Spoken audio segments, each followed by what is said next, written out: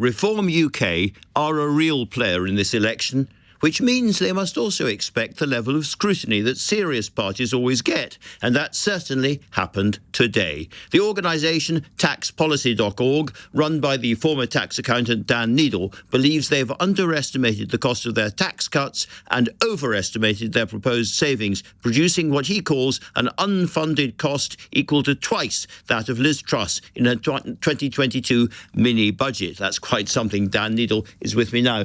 Dan, let's just go through some of these numbers because they are really, really interesting. Now, they've suggested tax cuts, which you say are going to cost a lot more than they say. They say 20 billion and you say 93, I think. And I just wonder where the gap...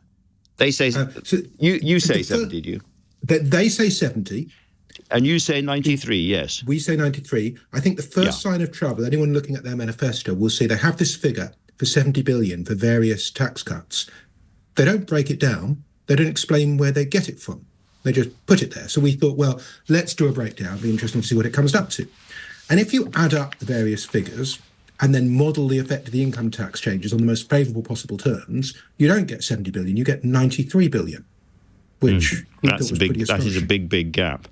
Let me ask you, I mean, sounds a bit technical, but I think it's really, really important. The proposal to change the way the Bank of England charges interest on overnight money with commercial banks, it sounds very, very techy, but they say it would produce a huge amount of money, 35 billion, I think, a year. You say that's overstated, but I think this is an idea that's floating around the Labour Party as well.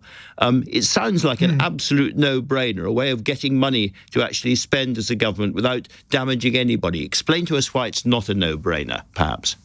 So the 35 billion is the figure, the total amount of interest which is paid on the reserves that banks place with the Bank of England. But that has an economic purpose, and that purpose, broadly speaking, is to make sure the Bank of England has control over markets, over interest rates. When we talk about the Bank of England setting interest rates, this is how it does it. And there will be lots of rather messy consequences if you just stopped paying the interest at all. So people have looked at this, a lot more about bank economics than I do. People like Chris Giles and the FT, people like Tony Nagel, think you could maybe get 5 to 10 billion by doing this, and it should be very seriously considered. But if you went beyond that, then you're going to risk serious instability. I mean, the other point is... Because other central banks do it in a slightly different way, which means that they save money, we don't, as it were, to put it bluntly. Yes. And we should certainly think about doing that. But we've spoken to a lot of economists and bank regulatory and finance specialists. We haven't found anyone who thinks a figure of over 10 billion is realistic here.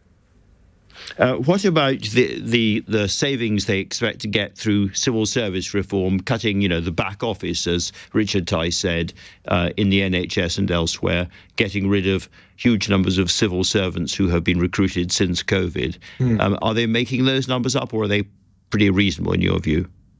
I'm not a spending guy, I'm a tax guy, but two things immediately clear about the numbers is, first of all, again, they just produce the number without any explanation. Second, they say the tax cuts are in the first 100 days. Anyone who's run a business knows you don't just cut enormous amounts of costs, sack people and get the benefit within 100 days. And the missing money is equal to 2 times Liz Truss. There you go. Lots of questions to answer. Dan Neidle, thank you very much indeed for talking to me. Really interesting.